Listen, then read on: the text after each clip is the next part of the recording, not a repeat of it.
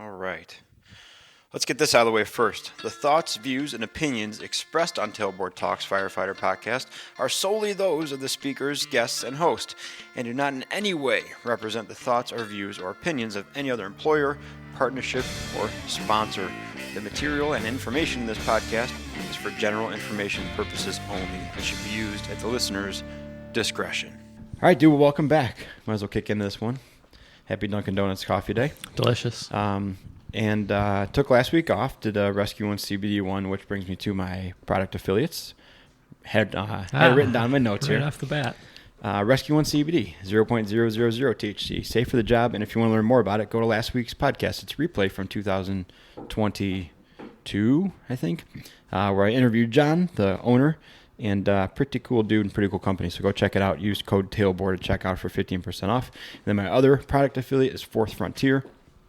It's a heart rate monitoring company, so they sell a fitness tracker strap, just like any other one that would go on your chest and record your heart rate and your respirations and all that stuff, except for it's more than that because they provide lead to EKG on their readouts also. So totally different thing. Go check it out. I have a 25% discount code for that one. Check out Fourth Frontier on social media. Go order a strap. Okay, we got done with that pretty quick. It's a cool way to show your heart rate going up high from weightlifting. Well, in the 180s possibly. Oh yeah, and we had our first. I've done 2 workouts now with Curt in a professional setting. Both felt familiar and tough, and I once again felt glad I only do that once a week, so I could just pour it on and go home and then feel. I was real pissed off the other day with the. I knew you were strong. Yes, Thank for you. sure. It's really weird because you and me usually lag behind everyone else in workouts.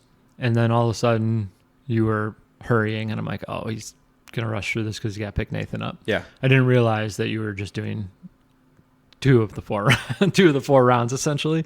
And so when you loaded up, I think I did 3. I think I got 3 of the 4 rounds. Yeah. When you loaded up on the trap bar that early, I'm like, come on. I'm like, I don't want to do this today. And, then I'm like, oh, this is what he's doing. I'm like, all right, I got one more round to dial it back a little bit, but God, I'm not ready for this. Yeah. So funny you should mention that. I was actually frustrated because I was like, I got to go lighter so I can get through these 3 rounds quicker. Great. Even better. Because otherwise I would have had a minute between each thing or so. You kick my dog while you're here. Jeez. But yeah, I was actually like, oh man, I really want to load up on these reverse lunges and the trap bar hold, but I got to get going. Mm-hmm. I got to turn this into a cardio event. Yeah. And I'm like, so I'll go I'll tone it down to like a 7 out of 10, get through this thing. Perfect. The sprints I did fast though. The sprints I poured it on as hard as I could. But yeah, the other stuff. Yeah, so sorry, but it felt good, man. But yeah, I wouldn't have, even at the stuff I was doing, I would have been not able to do that again the next day. Like I think I did nothing or a bike ride the next day, like an hour-long zone 2, nothing ride. So I mean, you win some, you lose some. Mm-hmm. I tend to lose a lot more than I win on that, but that's a good opener to the conversation today. As you get older, Curt, you might not know this, our bodies change. And things change. I'm happy to report that I'm now under doctor's supervision taking a performance-enhancing drug. Congratulations.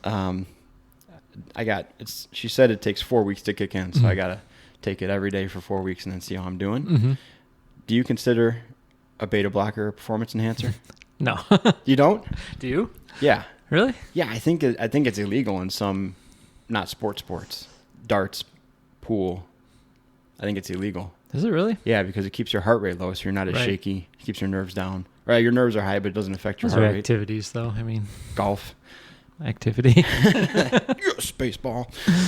Sport, elite sport. Okay, so yeah, So I asked her like, can I still get up to like 180? Because I want the top end for the leisure stuff, working out, riding bikes and stuff, but also at work. Like I need to be able to get up to 180. She's like, yeah, eventually. It's going to take you a little bit longer. So I'm curious to see like in that lead up phase, do I feel like crap? Am I like, my brain and my muscles need more blood and it's just not there because I'm limited on the rate? So I'm kind of curious to see what happens. Or do I feel better because it's going to make me slow down and I'll use everything more efficiently instead of just running away? Yeah. Because I think What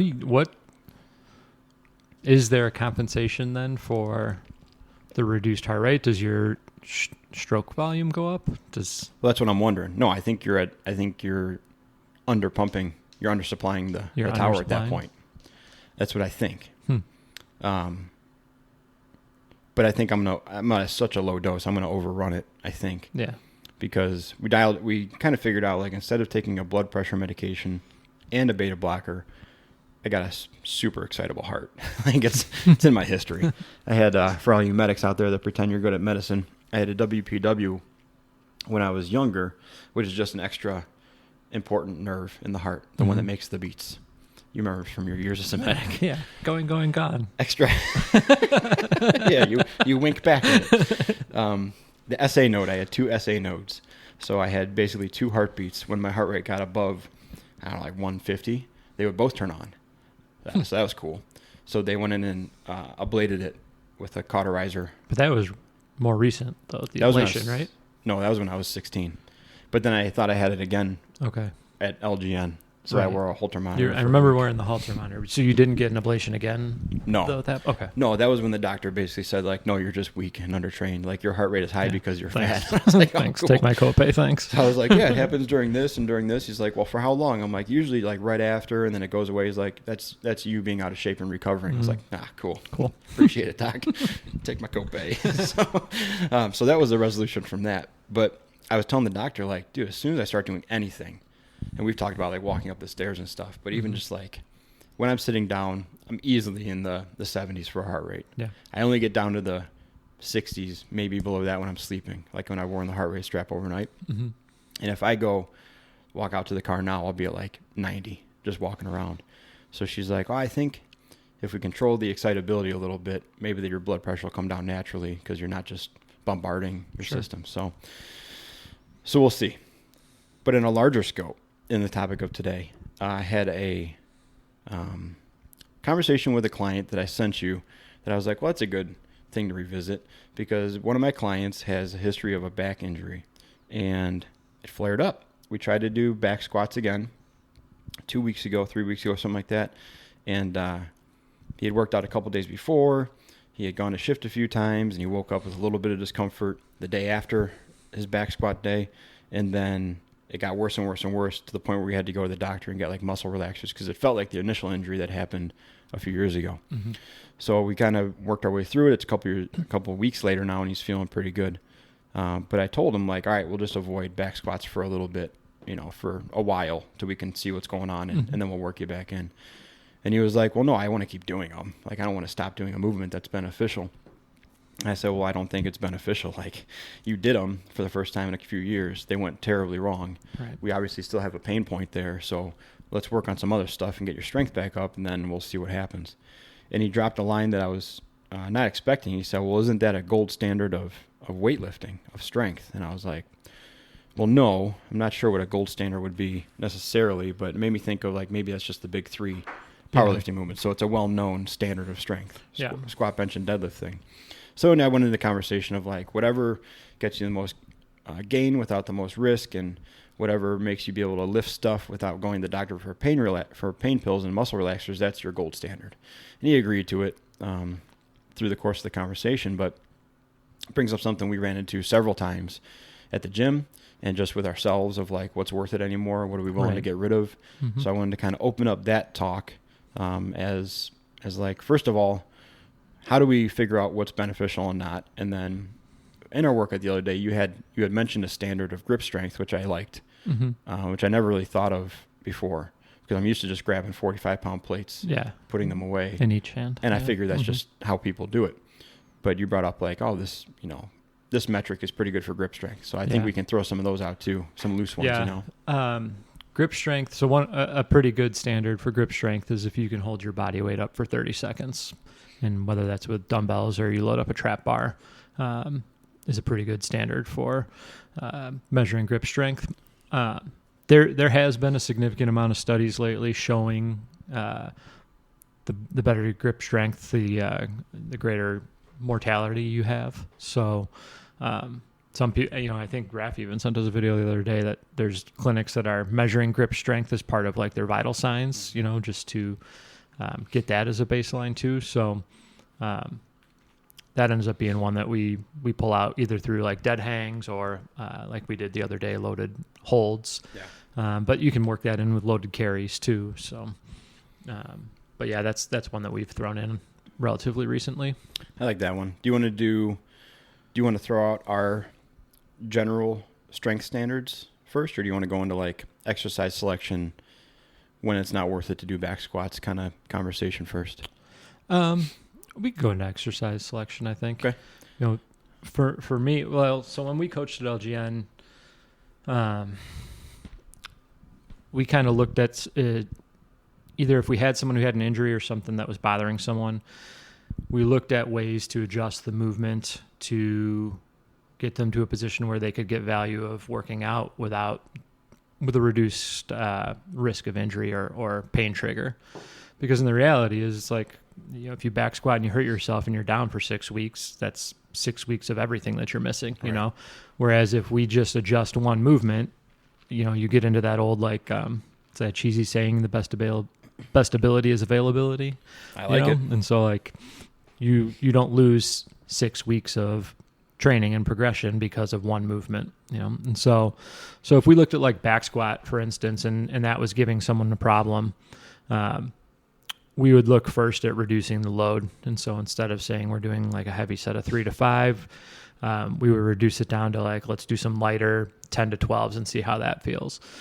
And if that was still a problem, we would reduce, or we would change the where the load was. So we might say, okay, instead of doing a back squat, we're going to do a goblet squat, or we're going to do maybe a barbell front squat. So something where we're just changing the positioning, but we're not changing the movement itself. From there, we'd probably go down to just some isometrics with the same movement. And if we're still having pain there, then we're probably changing the movement at that point to a different lower body push. So maybe a split squat, or a lunge is more comfortable for them. So we're still getting a lower body pushing movement, just unilateral instead of bilateral to avoid pain trigger at that point. So that would usually be our progression when coaching people at LGN. So the most common one, though, that we would, I think if you were left to your own devices and you didn't have that available education, I think what most people do is shorten the range of motion.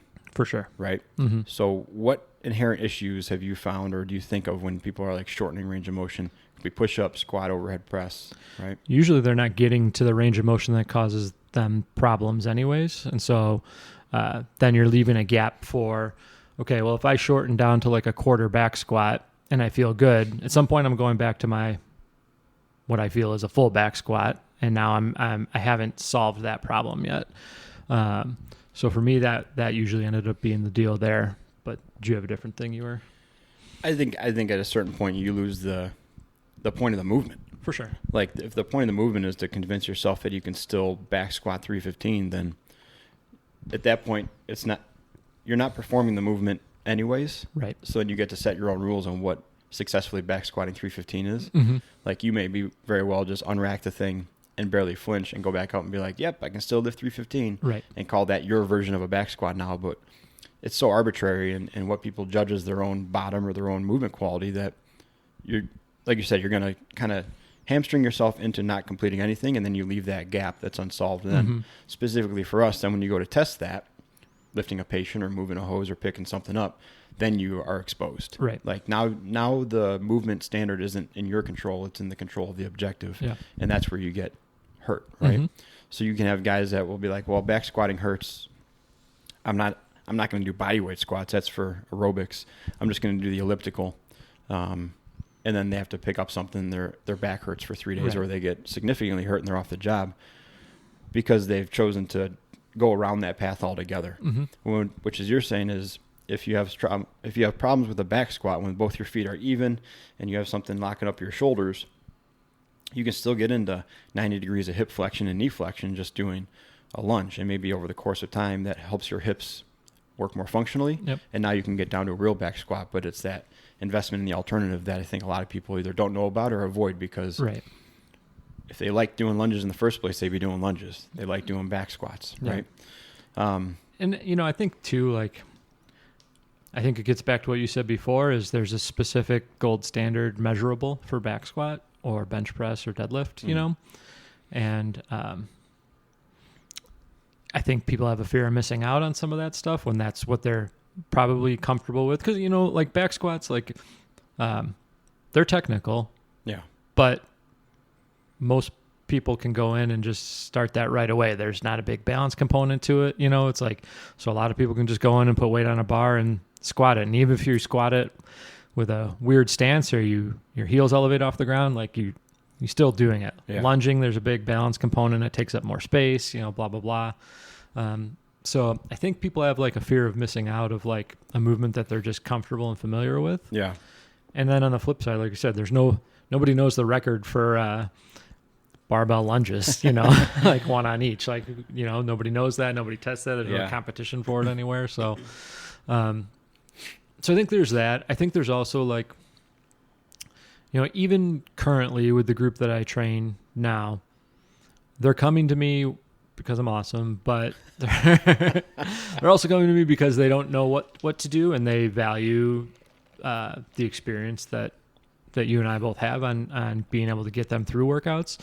And even still, like someone will come in with shoulder pain and I'll say, here's your movement for today.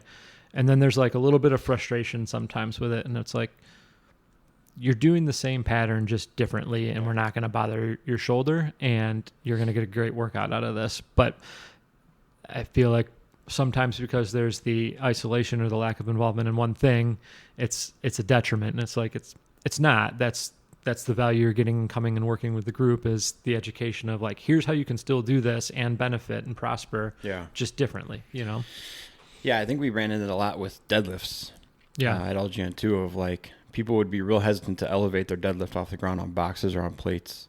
And you had to have when you step back and look at it, you ask the person, well, like, can you tell me why a 45-pound plate or an Olympic plate is the size that it is? Like, why is that 9.5 inches off the ground? Why is that the standard for your bar height to start?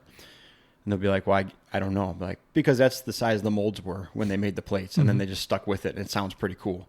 That's why. Like, it's nothing scientific. It's not, they didn't pull everybody's femoral length and lumbar spine and say like, 9.5 inches of starting bar.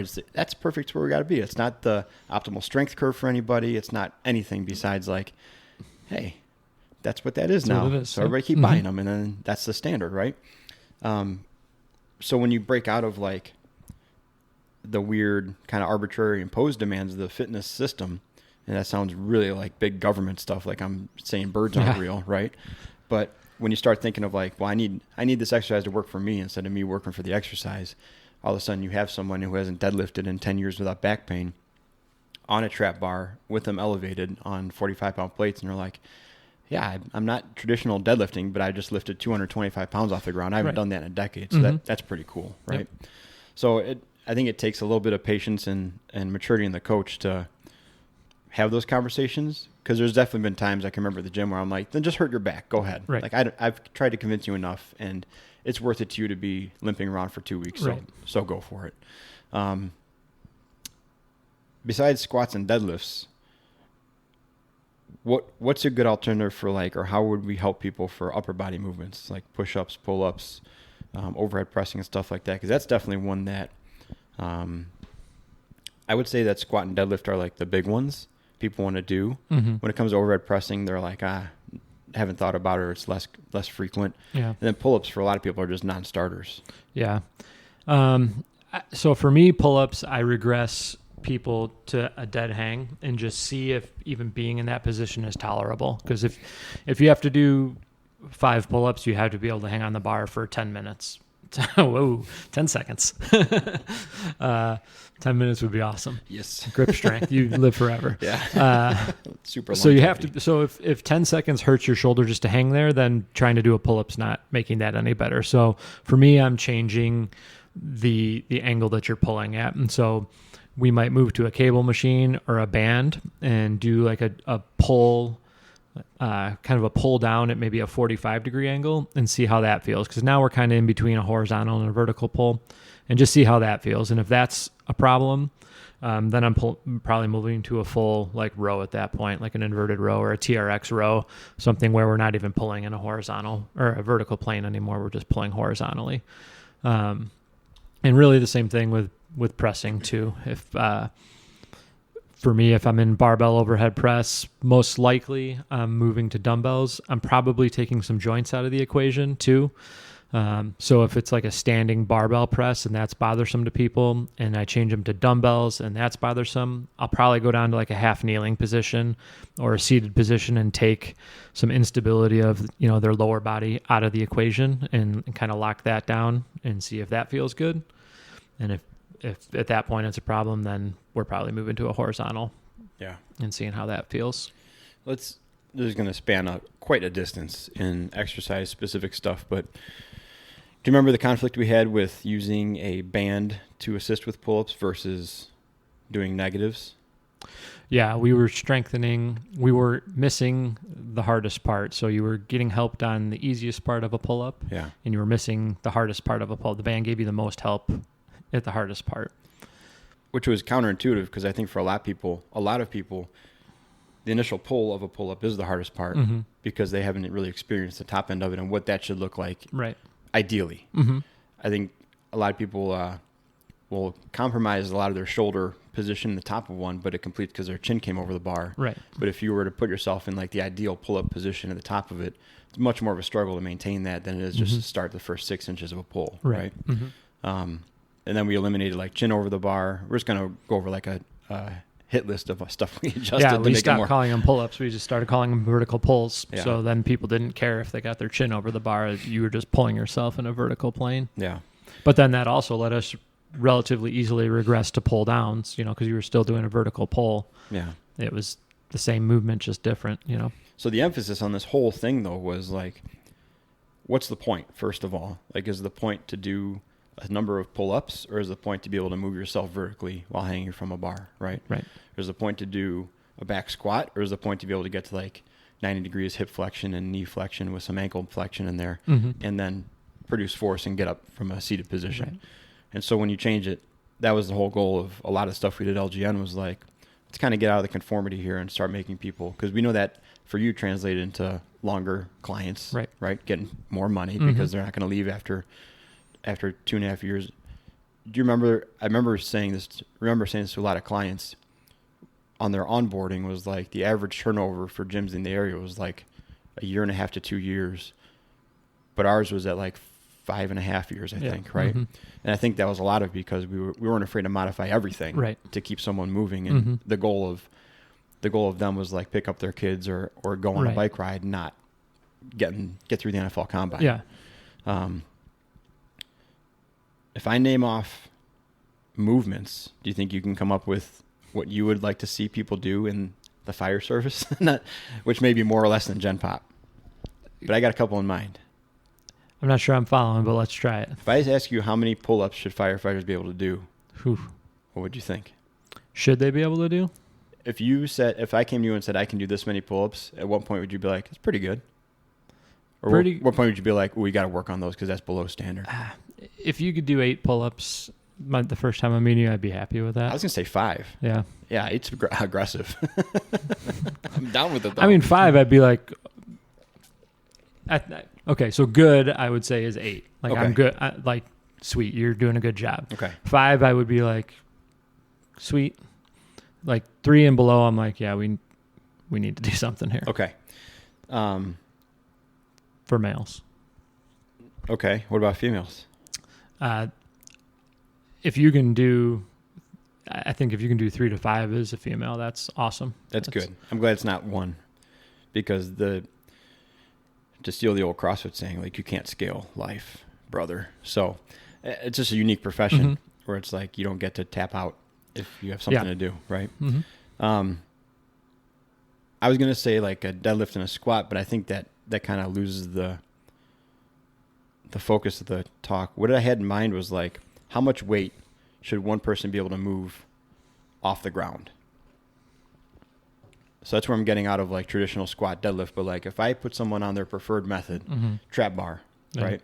how much weight would you be like, oh, good, that's enough pounds where I'm happy with where you're at, and we don't need to focus If you on could that. lift your body weight off of the ground, I think that's a good, you're okay at that point. Okay. Well, we got some skinny people. So for some people, like 165 is okay? Or should there be a number? I think it's a starting spot. I don't think there's a fixed number. You don't think so? I would put it like 225 to 250. Of whatever modality you want. Get it off the ground. Get it off the ground? Yeah. I mean, I'm okay with it. I'm not going to disagree. I'm not going to disagree with you on it. I think that if you can deadlift your body weight one time, I think that's off to a usable start, a useful start. Yeah, but what's good? If you could say like everybody, I want you to, if everybody gets to this level on my crew, I'll be happy. That's where I put like 225 to 250 getting off the ground. I mean, we always used, so at LGN we used, so double body weight was good for deadlift. 1.5 times was good. Yeah. And then 185 was not 185. One time is your body weight is you're trending in the right direction. Okay. Under that, we need some work. Okay. Push-ups? 6 because I suck at them. Because I'm working on 7. Yeah. Push-ups. Good push-ups, like real push-ups. 30. I think 30 is good. Yeah. Yeah. Plank hold? 90 seconds at least. Okay. What else do you think there is? Overhead press, something like that? Nah. Like pull-up, push-ups, and squats or lifting off the ground is where I get the big couple of them in, right? I don't even care about like mile times, 5K times, anything like that necessarily. That's a totally different conversation, first of all. That's a different endurance one. So but I also thought when I was thinking of this, like, so for pure strength, if you can do 225 one time for pure strength, cool, right? Mm-hmm. For endurance-wise, muscular endurance, not cardio endurance, but muscular endurance, how many times would you want somebody to be able to lift 200 to 225 pounds? Continuously, 8 to 10-ish. I was going to say 8. Yeah. Yeah, I was going to say, because that's enough to have to breathe several times. Yeah. And like consciously reset and pay attention to what you're doing, right? Yeah. I can only remember one time in my career that I was at Redline with lifting someone. Really? And it was like, oh yeah. And like the warning bell started going off immediately. Mm-hmm. It was this really big fella. And it was just me and one other person because they were just in this terrible spot between the bed and the wall. And so there was no help to be given otherwise. And he was adamant that like, if you get me up halfway, I can stand up. I'm just stuck in here. My legs don't work so good. And I was like, dude, like our best bet is to get you halfway up and like someone uses a battering ram and hits you onto the bed and then we go from there. Like it was dire, you know, and this guy was having a medical thing going on. And so it was me and another guy. And I think someone was able to hold the feet. I think that we were able to just concentrate on lifting with the Samson strap while someone chalked the feet. And we got him a third of the way up. Yeah. And I was on my toes and I felt every bit of tension through my body. Yeah. And my brain was like, drop this guy right now. Right. like stuff was starting to feel really uncomfortable in my midsection and my back. Yeah. And for some reason he like put a foot back and kind of grabbed on the bed and like came with us. Mm-hmm. But I can vividly remember like, whoa, that was red line. Like that was as close to failing as I'm going to get. I'm not sure I've made it there carrying anyone. And then I was like, were you lifting at all? Talking to the other guy? Like, what is going on? What are you doing over there? I really expected more from you. Because there was a panic moment in my brain of like, you need to get out of this situation right now. But that's why I say like 200, 225, 250. Yeah. Because you figure if you have 250 pounds of capacity, and so do I, we can each pitch in 50% to a 200-pound person, which is average or below average, and we still have 100 pounds in reserve to mess up, basically, right? And I wonder how many people would think that 225 pounds from the ground with a trap bar or something like that is unreasonable. Mm-hmm. I am thinking of my red line now. So, we were in kind of downtown. There was a user, we'll say, a system user who was struggling in their attic, and it had one of those like super steep staircases that came down from the attic, and we had to put them in a reeve sleeve, and 2 of us were on top with rope hose tools, like guiding them down, but kind of on our sides down the stairs.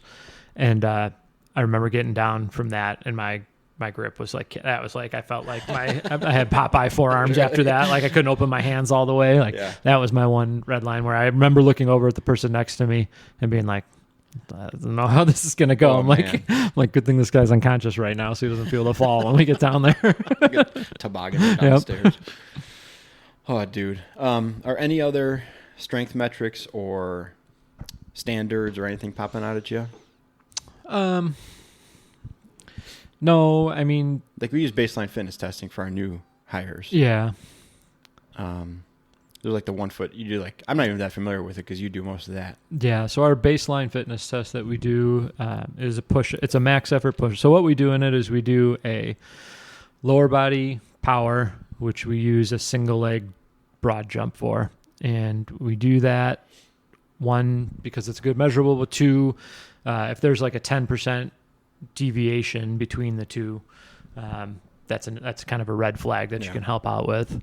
So we do that. We do a pillar hold, which we're looking for 90 seconds out of it. We do our upper body endurance is push-ups.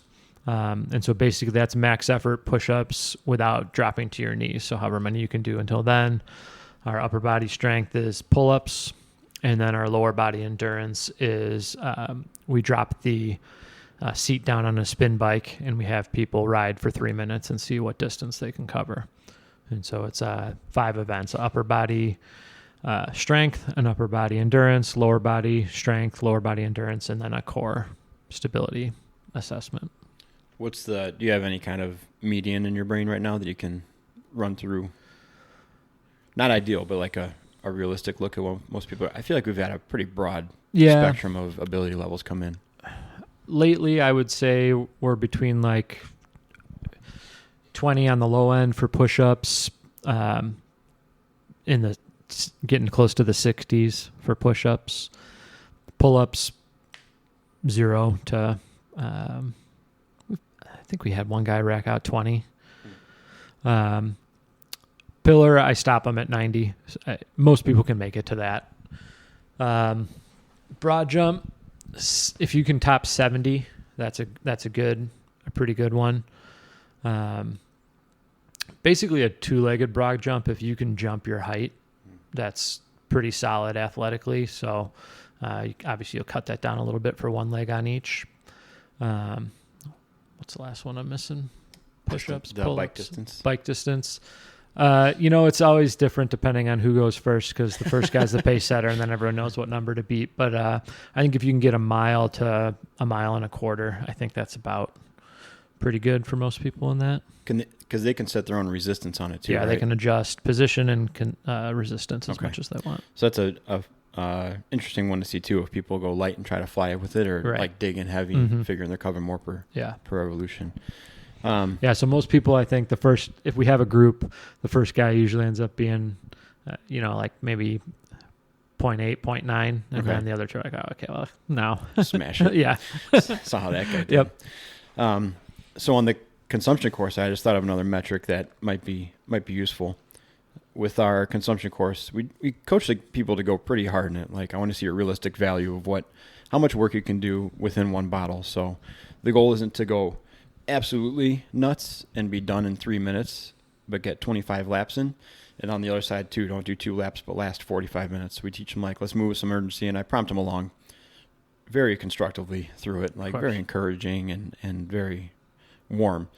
But we had a battalion chief that said, when I put a company in the building, I look at when they go in, and I expect them to be at least in there for 10 minutes. Like at 10 minutes, I'm thinking of rotating them out, and I jot down the time and I pay attention to that. So if you're less than 10 minutes, you're kind of mucking up my works. Like that means that if you're done at 8 minutes, I need another company ready 2 minutes sooner, which kind of waterfalls down how many people we need on scene, and just the whole thing can blow up. So I started sharing that with people going through the consumption course of like, we're looking for 10 minutes here. And I don't show them the clock or give them updates during it. I just keep trying to tell them to either go faster or slower or whatever.